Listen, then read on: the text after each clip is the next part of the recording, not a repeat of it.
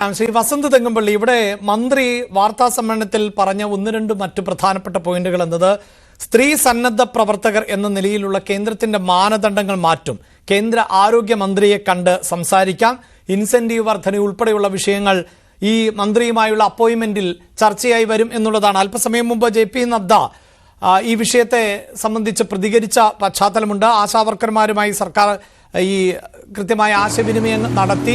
അതായത് നേരത്തെ ശാലിനി സൂചിപ്പിച്ചതുപോലെ രാജ്യത്തെ മുഴുവൻ ആശാവർക്കർമാരുമായുള്ള ആശയവിനിമയത്തിന് ശേഷം ഇൻസെന്റീവ് അടക്കം വർദ്ധിപ്പിക്കുന്നതിൽ തീരുമാനമെടുക്കും എന്നുള്ളതാണ്.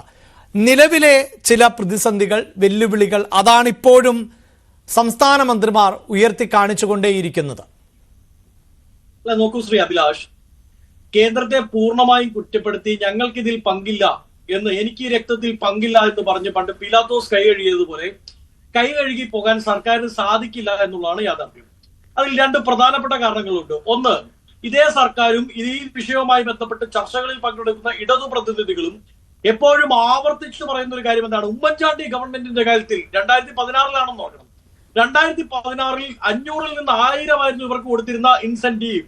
അത് ഞങ്ങൾ വന്നപ്പോൾ 7000 ആക്കി. ഏത് ഉമ്മൻചാണ്ടി ഗവൺമെന്റിന്റെ കാലത്ത് ഇവർ ചെയ്യേണ്ടിയിരുന്നത് 3 ജോലികളായിരുന്നു. ഏതാണ്ട് 3 മണിക്കൂറിന് ശേഷം അവർക്ക് വീട്ടിൽ പോവാം, അവർക്ക് മറ്റു ജോലികളിൽ വ്യാപരിക്കാം. ഇന്ന് 43 ജോലികൾ സംസ്ഥാന സർക്കാർ ഡെലഗേറ്റ് ചെയ്ത് ഇവരെ കൊണ്ട് ചെയ്യിപ്പിക്കുകയാണ്. അതായത് രാവന്തിയോളം പണിയെടുക്കേണ്ട അവസ്ഥയിലേക്ക് ഇവരെ എത്തിച്ചു. അപ്പൊ എന്റെ വാദം അതല്ല, ഉമ്മൻചാണ്ടി ഗവൺമെന്റിന്റെ കാലത്തെ 1000-ൽ നിന്ന് 7000-ലേക്ക് എത്തിച്ചത് പിണറായി വിജയൻ ഗവൺമെന്റ് ആണെങ്കിൽ ആ 7000-ൽ നിന്ന് 21,000-ലേക്ക് എത്തിക്കാനോ അല്ലെങ്കിൽ 15,000-ലേക്ക് എത്തിക്കാനോ പിണറായി വിജയൻ ഗവൺമെന്റിന് ഒരു നരേന്ദ്രമോദി ഗവൺമെന്റിന്റെയും സാങ്ഷന്റെ ആവശ്യമില്ല. ഇനി മറ്റൊരു കാര്യം, ഇവർ മേനി നടിക്കുന്നത് പോലെ ഈ കേരളമല്ല ഇന്ത്യയിലെ 1ാം സംസ്ഥാനം ഏറ്റവും കൂടുതൽ ഇൻസെന്റീവ് കൊടുക്കുന്നത്, ഏറ്റവും കൂടുതൽ ഹോണറേറിയം കൊടുക്കുന്നത്. അത് സിക്കിമാണ്. രണ്ടാമത് കർണാടകയാണ്. കർണാടകയിൽ കഴിഞ്ഞ ദിവസമാണ് ആശമാർ സമരം ഉണ്ടായി. ഞങ്ങളുടെ സർക്കാരാണല്ലോ, ഞാൻ അത് പറയുന്നതിൽ യാതൊരുവിധ മടിയുമില്ല.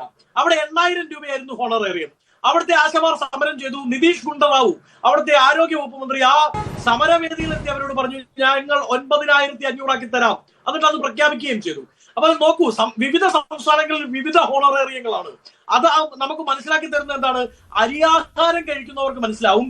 കേന്ദ്രത്തിന്റെ മാനദണ്ഡം ഒരു കട്ട് ആൻഡ് റൈറ്റ് മാനദണ്ഡം ഉണ്ടെങ്കിൽ മാത്രമേ ഹോണറേറിയം പ്രഖ്യാപിക്കാനാകുമായിരുന്നെങ്കിൽ ഈ ഡിഫറൻസ് ഉണ്ടാകുമായിരുന്നില്ല. 1. 2, ഇവർ സമരം ആരംഭിച്ചിട്ട് 38ഓളം ദിവസങ്ങളാവുന്നു. ഇതിനിടയ്ക്ക് 2 തവണ വീണ ജോർജ് ശമ്പളം കൈപ്പറ്റി. വീണ ജോർജ് ഇന്നത്തെ ഈ പറയുന്ന എന്താണ് ഈ ഒരു അനുനയ ചർച്ചയിൽ പറഞ്ഞത് സർക്കാരിന്റെ സാമ്പത്തിക പ്രതിസന്ധിയെ പറ്റിയാണ്. നോക്കൂ, ഈ ആശാ അമ്മമാർ, ആശാ സഹോദരിമാർ, ഇവരൊക്കെ സമരത്തിനിറങ്ങി 7ാം ദിവസമാണ് PSC ബോർഡ് അംഗങ്ങൾക്ക് എന്ത് കൂട്ടിക്കൊടുക്കുന്നത്? ഹോണറേറിയം കൂട്ടിക്കൊടുക്കുന്നത്. ഇവരോട് ചോദിച്ചു, നിങ്ങൾ 300% ചോദിക്കുന്നത് എന്നാ ചോദിച്ചത്. പക്ഷെ PSC ബോർഡ് അംഗങ്ങൾക്ക് എത്രയാണ് കൊടുത്തത്? 70,000 രൂപ ബേസിക് പേ ഉണ്ടായിരുന്നത് 3,20,000 ആക്കി. PSC ബോർഡ് ചെയർമാന് പ്രധാനമന്ത്രിയേക്കാൾ ശമ്പളം കൊടുത്തു. എപ്പോൾ? ഇതേ അമ്മമാർ 8ാമത്തെ ദിവസം വെയിൽ കൊണ്ട് മഴ കൊണ്ട് സെക്രട്ടേറിയറ്റ് പട്ടിക്കൽ സമരം ചെയ്യുമ്പോൾ, ഇതേ സഹോദരിമാർ സമരം ചെയ്യുമ്പോൾ അവരുടെ നേരെ പല്ലൊളിച്ചുകൊണ്ട്, കോക്രി കാണിച്ചുകൊണ്ട്, കൊഞ്ഞണം കുത്തിക്കൊണ്ട് ഈ സർക്കാർ 500-600% PSC ബോർഡ് അംഗങ്ങൾക്ക് കൊടുത്തു. അതിന് പ്രശ്നമില്ല. 2.5 വർഷം കഴിയുമ്പോൾ അവര് മാറും, അവര് പെൻഷൻ കൈപ്പറ്റും. അവരുടെ മക്കളുടെ മക്കൾ സുഖവാസത്തോടുകൂടി ഈ പെൻഷൻ കിട്ടി സുഖിക്കുകയാണ്. കടത്തി പറഞ്ഞാൽ തിന്ന് വണ്ണിക്കുകയാണ്. അവർക്ക് കൊടുക്കാൻ പ്രശ്നമില്ല. അവിടെ കേന്ദ്ര ഗൈഡ് ലൈൻ ഇല്ല, ഹോണറേറിയത്തിന്റെ ബുദ്ധിമുട്ടില്ല, സാമ്പത്തിക പ്രതിസന്ധിയുടെ ബുദ്ധിമുട്ടില്ല, അര മുറുക്കി ഉടുക്കേണ്ട ആവശ്യകതയുമില്ല. പക്ഷെ പാവപ്പെട്ട ഈ അവർ 43 പണിയെടുത്തിട്ട് ഇതാ ഒരു 100 രൂപ കൂട്ടിത്താ, ഒരു 50 രൂപ കൂട്ടിത്താ, അവസാനം അവർ വന്ന് 10-എങ്കിൽ 10 അതെങ്കിലും പറ എന്ന് പറയുമ്പോൾ ഇതാ സാമ്പത്തിക പ്രതിസന്ധിയാണെന്ന് പറഞ്ഞാൽ അത് അംഗീകരിക്കാനാവില്ല. രണ്ടാമത്, ഈ അനുനയ ചർച്ചയിൽ വീണ ജോർജ് പറഞ്ഞു അത്രേ, നിങ്ങൾ റിപ്പോർട്ട് ചെയ്തതാണ് ഞാൻ കേൾക്കുന്നത്, ഞാൻ ആ ചർച്ചയിൽ പങ്കെടുത്ത ആളല്ല. പക്ഷേ അഭിലാഷിന്റെ ന്യൂസ് 18 റിപ്പോർട്ടും ഈ ചർച്ചയിൽ പങ്കെടുക്കുന്ന എന്റെ സഹോദരി ശാലിനി പറഞ്ഞതും ശരിയാണെങ്കിൽ അവർ പറഞ്ഞു അത്രേ, എന്റെ ആശാ വർക്കർമാരെ, ആശാ അമ്മമാരെ, ആശാ സഹോദരിമാരെ വെയിലത്തും നിർത്താൻ എനിക്ക് താല്പര്യമില്ല. ആർക്ക്? വീണ ജോർജിന് താല്പര്യമില്ല. എന്നിട്ട് ഇതേ വീണ ജോർജിന്റെ സർക്കാരിന് നേതൃത്വം കൊടുക്കുന്ന പിണറായി വിജയന്റെ കീഴിലുള്ള ആഭ്യന്തര വകുപ്പിലെ പോലീസ്, മ്യൂസിയം പോലീസ് കഴിഞ്ഞ ദിവസം രാത്രി 4 മണിക്ക് പെരുമഴ പെയ്യുകയാണ്. എവിടെ? തിരുവനന്തപുരത്ത്. വർഷം പുതുമഴ പെയ്യുമ്പോ പുതുമഴയുടെ എറിച്ചിലടിച്ചാൽ പണി പിടിക്കും എന്ന് നമ്മൾ കേട്ടിട്ടില്ലേ? ആ പുതുമഴ ഇങ്ങനെ കോരിച്ചെരിയുന്ന സമയത്ത് പുലർച്ചെ 4 മണിക്ക് ഇവരൊരു ടർപ്പൻ വലിച്ചു കെട്ടി. തല നനയാതിരിക്കണ്ടേ? നാളെ രാവിലെ സമരത്തിൽ പങ്കെടുക്കണ്ടല്ലേ? അവർക്ക് ഈ മന്ത്രിയെ പോലെ 5 സ്റ്റാർ ഹോട്ടലിൽ പോയി ഡ്രസ്സ് മാറി മടങ്ങി വന്നാൽ ആ 5 സ്റ്റാർ ഹോട്ടലിന്റെ അലവൻസ് ഒന്നും സർക്കാർ രാജിനാമയിൽ നിന്ന് എഴുതിയെടുക്കാൻ പറ്റില്ലല്ലോ. അതുകൊണ്ട് എന്ത് ചെയ്തു? അവർ ഒരു 10 സെക്കൻഡ് അഭിലാഷ്, ഇത് ഒരു പ്രധാനപ്പെട്ട വിഷയമാണ്. അതുകൊണ്ടാണ് അവർ ഒരു 500 രൂപ ചർപ്പം മേടിച്ചിട്ട് അതങ്ങ് വലിച്ചു കെട്ടി എറിച്ചിലടിക്കാതിരിക്കാനാണ് കേട്ടോ. എന്താണെങ്കിലും നനയും. അത് നനയാതിരിക്കാൻ വേണ്ടി വെച്ചപ്പോ ഈ പിണറായി വിജയന്റെ കീഴിലുള്ള മ്യൂസിയം പോലീസിലെ SHO ഒരു വകയ്ക്കും കൊള്ളരുതാത്ത ഒരുത്തൻ അവൻ രാത്രി 4 മണിക്ക് അവിടെ പോയി ഈ ചർപ്പൻ വലിച്ചു കെട്ടി പള്ളയിൽ കളഞ്ഞു. എന്നിട്ട് പറഞ്ഞു ഹൈക്കോടതിയുടെ ഗൈഡ് ലൈൻ ആണത്രേ. ഹൈക്കോടതിയുടെ ഗൈഡ് ലൈൻ പാലിച്ചാണോ ഇവന്മാർ കഴിഞ്ഞ ദിവസം തെരുവ് ബ്ലോക്ക് ചെയ്ത് സാധാരണക്കാരെ 4 മണിക്ക് സ്കൂൾ വിട്ടു പോകുന്ന സ്കൂൾ കുട്ടികളെ വീട്ടമ്മമാരെ എല്ലാം ബ്ലോക്ക് ചെയ്ത് ഇവന്മാർ തെരുവിൽ സമരം നടത്തിയില്ലേ? അവിടെ ഹൈക്കോടതിയുടെ ഗൈഡ് ലൈൻ ഇല്ല. ഈ പാവപ്പെട്ട അമ്മമാർ സമരം ചെയ്യാൻ വന്നപ്പോ അവിടെ ഹൈക്കോടതിയുടെ ഗൈഡ് ലൈൻ, സംസ്ഥാന സർക്കാരിന്റെ റൂളിംഗ്, നാണമില്ലാത്ത വർഗമായി സർക്കാർ മാറിയിരിക്കുകയാണ്. ഇത്രയും വൈകാരികമായി പറയുന്നത് ഈ അമ്മമാരൊക്കെ എന്റെ വീട്ടിൽ വരാറുണ്ട്, ഈ സഹോദരിമാർ എന്റെ വീട്ടിൽ വരാറുണ്ട്, അഭിലാഷിന്റെ വീട്ടിൽ വരാറുണ്ട്. അവരൊക്കെ ഈ വെയിലും കൊണ്ട് നടന്നിട്ട് ലാസ്റ്റ് 7,000-8,000 രൂപയ്ക്ക് വേണ്ടിയാണല്ലോ, അതുകൊണ്ട് റേഷൻ അരി മേടിച്ച് ജീവിതം മുമ്പോട്ട് കൊണ്ടുപോകാൻ വേണ്ടിയാണല്ലോ എന്ന് ആലോചിക്കുമ്പോ അവർക്ക് അസന്നിഗ്ധമായ, അവർക്ക് യാതൊരു രാഷ്ട്രീയ കൊടിയുടെയും ആവശ്യമില്ലാത്ത പിന്തുണ കൊടുത്തേ മതിയാവൂ. അതിന് ഞാനും അഭിലാഷും ബാധിക്കപ്പെട്ടിരിക്കുന്നവരാണ്.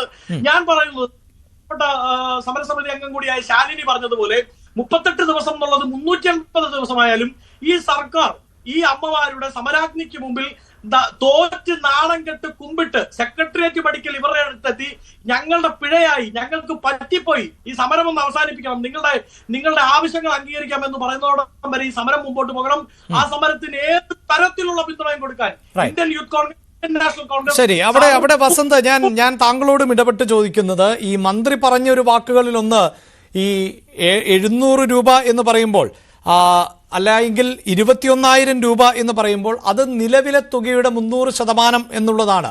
ഒരു ജനാധിപത്യ സംവിധാനത്തിൽ നിന്ന് അത്രയും തുക കൂടുതലായി ആവശ്യപ്പെടാൻ സാധിക്കുമോ? അക്കാര്യങ്ങൾ ചർച്ച ചെയ്ത് തീരുമാനിക്കേണ്ട ഒന്നല്ലേ? അതിന് സമരം നിർത്തൂ എന്നാണ് ആവശ്യപ്പെട്ടത് എന്നുള്ളതാണ്. ഒരുപക്ഷെ ഇത്രയധികം തുക ആവശ്യപ്പെടുന്നു എന്നതായിരിക്കുമോ സർക്കാർ നേരിടുന്ന വെല്ലുവിളി? 2 പ്രശ്നങ്ങളുണ്ട് അഭിലാഷ്. ഒന്ന്, ശാലിനി പറഞ്ഞതുപോലെ, നേരത്തെ സുസമ ചേച്ചി പറഞ്ഞതുപോലെയൊക്കെ 21,000 ചോദിക്കുമ്പോ സർക്കാർ ഒരു 12,000 പറയണ്ടേ? 12,000 തരാം എന്ന് പറയുമ്പോ ഇവര് പറയും ഒരു കാര്യം ചെയ്യും, നമുക്കൊരു 15,000 തരൂ മന്ത്രി, മിനിസ്റ്റർ 15,000 തരൂ, തൽക്കാലത്തേക്ക് സമരം അവസാനിപ്പിക്കുക, എന്നിട്ട് കുറച്ചു കാലം കഴിയുമ്പോൾ കൂട്ടി തന്നാൽ മതി. അതിന് പോലും തയ്യാറായില്ല. 1. 2, അങ്ങ് ചോദിക്കുന്നത് പോലെ ഈ ടെക്നിക്കൽ ഇഷ്യൂ ഉണ്ടല്ലോ, ഈ ഒരു ഫിനാൻഷ്യൽ ക്രൈസിസ് ഉണ്ടല്ലോ, അതിന്റെ ഉത്തരം പറഞ്ഞത് 300% ഇവർ ചോദിക്കുമ്പോ അത് ചോദിച്ച് ഇവർ സമരം ചെയ്യുമ്പോൾ 600%മാണ് PSC ബോർഡംഗങ്ങൾക്ക് കൂട്ടിക്കൊടുത്തത്. ലക്ഷങ്ങളാണ്. PSC ബോർഡംഗങ്ങളുടെ ശമ്പള വർധനവ് ഒരു വർഷത്തേക്ക് വേണ്ടെന്ന് വെച്ചിരുന്നെങ്കിൽ ഇവർക്ക് കഴിഞ്ഞ അടുത്ത 10 വർഷത്തേക്ക് ഈ ചോദിക്കുന്ന 21,000 കൊടുക്കാനുള്ള ഫണ്ട് സർക്കാരിന്റെ കയ്യിൽ ഉണ്ടാകുമായിരുന്നു. അപ്പോ അത് തൊടു ന്യായമാണ്. ഇവർ എന്താണ് പ്രശ്നം എന്നറിയോ? സർക്കാരിന്റെ EO ആണ് വർക്ക്ഔട്ട് ചെയ്യുന്നത്. ഇവർക്ക് ഈ 21,000 വെച്ച് കൊടുക്കാനുള്ള വലിയ സാമ്പത്തിക പ്രതിസന്ധിയൊന്നും സംസ്ഥാന സർക്കാരിന് ഇല്ല. ഉണ്ടായിരുന്നെങ്കിലും മുടക്കങ്ങൾക്ക് കോടികൾ വാരിക്കോരി കൊടുക്കില്ലായിരുന്നല്ലോ, ചിന്താ ജെറോമിന്റെ ലക്ഷങ്ങൾ വാരിക്കോരി കൊടുക്കില്ലായിരുന്നല്ലോ. പക്ഷേ ഇവരുടെ ഈഗോയാണ്. കുറച്ച് സ്ത്രീകൾ അവർ സമരത്തിന് ഇറങ്ങി പുറപ്പെടുന്നു. അതിന് ആദ്യം ഒരു രാഷ്ട്രീയ പാർട്ടിയുടെയും പിന്തുണയില്ലാതെ അവർ സമരത്തിലേക്ക് പുറപ്പെടുന്നു. CITUവിന്റെ നേതാക്കൾ അസഭ്യം വിളിച്ചു പറയുന്നു. എന്നിട്ടും അതിൽ ചൂളിപ്പോവാതെ അവർ തീയായി ആളിക്കത്തി അവിടെ സമരം മുമ്പോട്ട് നയിക്കുന്നു. അത് സർക്കാരിനെ ചൊടിപ്പിക്കുന്നു. അവരുടെ ഈഗോ വർക്ക്ഔട്ട് ചെയ്തിരിക്കുന്നു. ശരി, ഞാൻ വസന്തിലേക്ക് വരാം.